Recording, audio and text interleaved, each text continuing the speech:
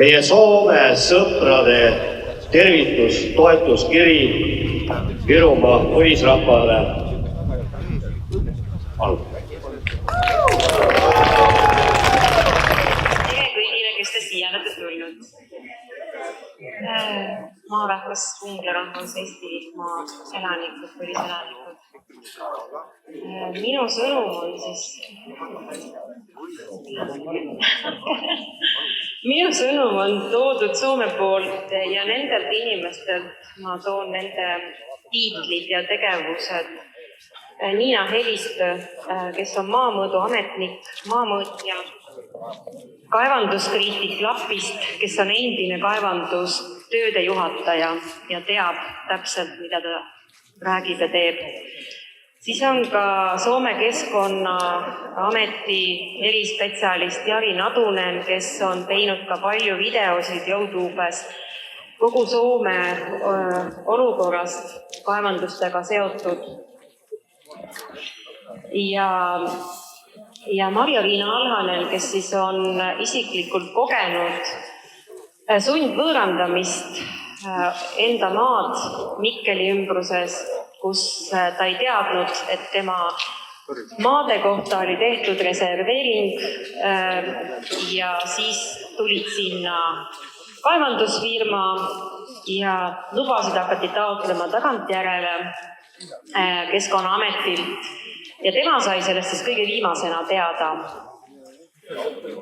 Ja tervitused Soome rahvalt, sõpradelt maalt, kus hetkel tahetakse avada uraanikaevandus jõuluvana maale. Me oleme olukorras, kus Euroopa Liit tahab survestada Euroopa liitriike tegutsema looduse vastu üldise kasu nimel.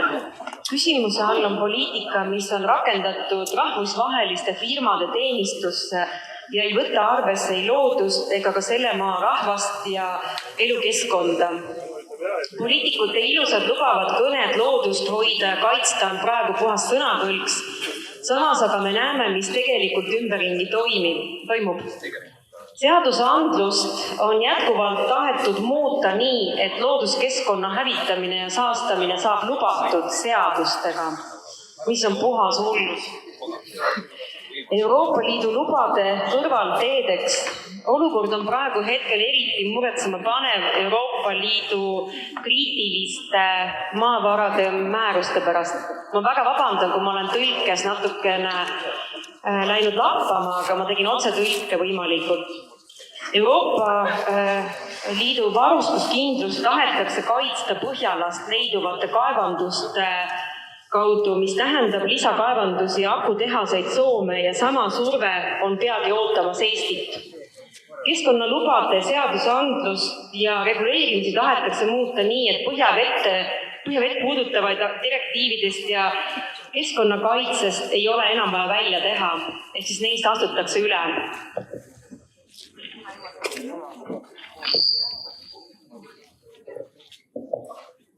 Veed ja järved ja põhjaveed rikutakse rohepöörde logo all täispotentsiaalis ja siin kohas on aeg juba inimestele ärgata.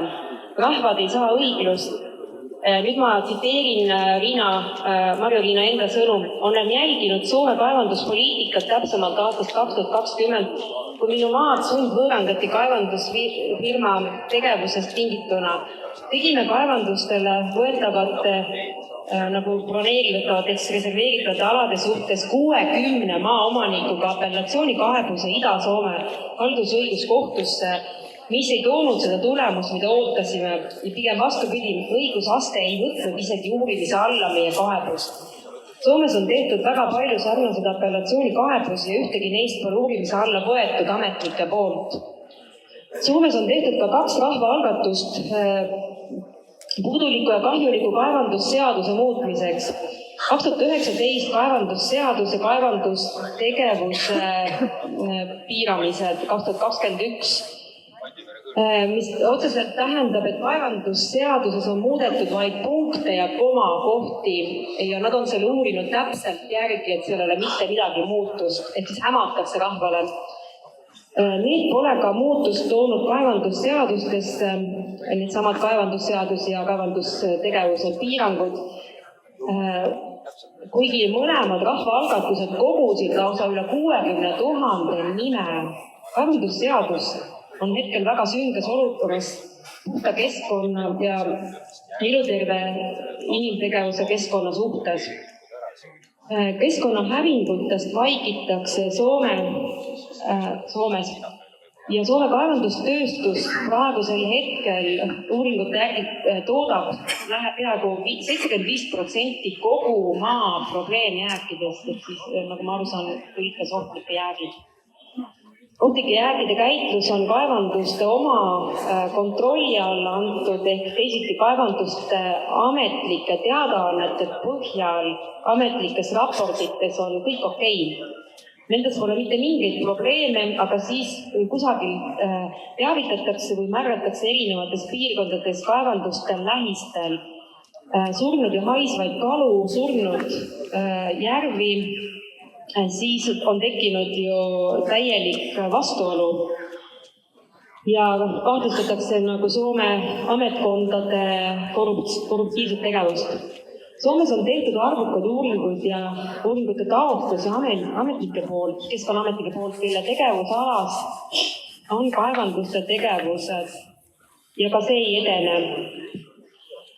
Keskkonna ilmselgetest kahjudest vaikitakse ja Soomes on praegusel hetkel 19 lõpetatud kaevandus, mille tõsised keskkonnakahjud on veel parandamata ja seda saab uurida sellisest projektist kui Kajak raportid, see on netis saadaval, kus on kõik nagu üles kirjatud. Nüüd on aga äärmine aeg murda see kaevanduste vastutustundliku tegevuse mull. Iga surnud järv on liig ja väga paljud inimesed on tegelikult kaevanduste vastu nende põhjustatud keskkonnakahjude tõttu. Soomes põhiseadus loeb, et inimestel on õigus ja lausa kohustus mõjutada oma elukeskkonda puudutavaid otsuseid, seda aga ei võeta arvesse, kuna paljud kaevandusi pooldavad osapooled, kes on teinud kirjalikke vastulaused, on vallad, ettevõtted, kohalikud elanikud ja neid lihtsalt ei kuulata, need pannakse sahtlisse nende vastulaused. Ja kaevanduslubasid jagatakse ka lahkelt edasi ja see skeem käib järgmiselt, et broneeritakse maa-alad, nagu ma enne mainisin selle konkreetse Marja-Liina isikliku sundvõõrandamise kohta ja siis alles hakatakse tegema uuringuid ja alles seejärel taodeldakse lubasid, kuna lubade väljastamine on siis lihtsam, kuna sinna peale on juba viidud oma tööriistad, vahendid ja hakatud juba ehitama sinna kõikvõimalikke platvorme ja see on selline teatud skeem, mida järgitakse igal pool. Uusim probleem praegune on uraanikaevandus Jõuluvana maal Rovaniemis ja nüüd 23. oktoober oli Rovaniemis konverents uraanikaevanduse hankest Jõuluvana maal ja seal tuli ilmsiks, et kaevandusfirmade plaanid pole eksperte suutnud mõjutada oma otsustes. Selgelt tuli esile seal, et plaanide täitudes planeeritav kaevandus on keskkonnakatastroof, aga ametnikes ei huvita, mida eksperdid ütlevad. Neid polnud ka kohale tulnud, vaid nad usaldavad kaevandustööstuse palgatud konsultante, kes siis kinnitavad jätkuvalt, et kogu tegevus on turvaline ega ei kahjusta loodust. Mida meie saame teha? Õppida kogemustest. Soomes on palju surnud järvesid praegu, mis lekivad ja õppida ka naabritelt. Kuuldavasti on Rootsis ja Norras surnud järvi, kus ujuda ei tohi, kus on keelatud happevannides sisuliselt ujumine. Ja Soomes on tohutud keskkonnakatastroofid kaevandustegevuse tagajärjel, just kõige kuulsam on Talvivaara, kus praegu basseinid lekivad kõik ümbruskonda, kaevanduse ohtlikke jääke. Ja Talvivaara ümbruses tehtud uuringud näitavad neid mürke puudes, putukates ja on ka põhjavetes ja kõige hullem, mis praegu sellega seotud on, inimeste kinnisvara hinnad langevad seal kõik ja inimesed ei saa isegi müüa neid enam. Me peame hakkama põhjust tagajärjest mõtlema ja rääkima, et see, mida põhjustatakse, sellel on ka tagajärjed. Ja tuleb hakata märkama päriselt, mis meie ümber toimub, mis toimub valitsuste tasanditel ja meie ühiskonnas tervikuna. Tuleb vaadata igaühel oma kulutused reaalselt üle, kas me oleme ka liiga usaldanud ehk poliitikuid, kes peavad neid rahvast esindama meie makstud maksude eest.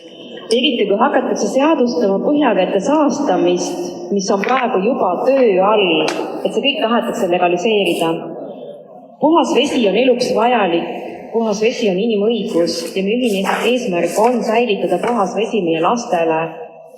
Ja Marjo sõnum on veel, et olen kindel, et ühiselt tegutsedes jõuab puhta vee tähtsus igaühe teadvusse. Soovime teile õnne ja aususe häält kõlamas kõikjale ja me toetame üksteist selles võitluses puhta vee ja maa eest.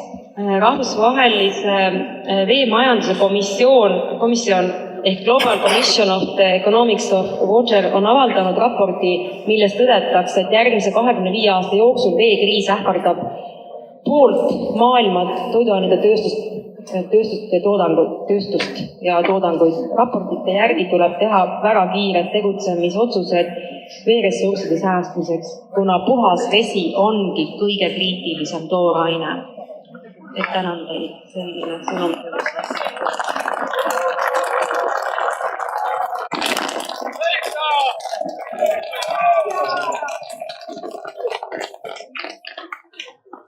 Merike annab kindlasti meie tervitust Soome sõpradele edasi jätkuvõitluseks ja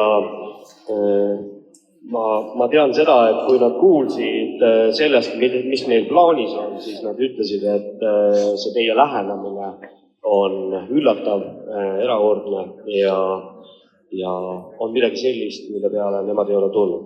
Aga me saamegi siin olla teineteisele eeskujuks, nemad on suure töö ja võitluse seal ette võtnud.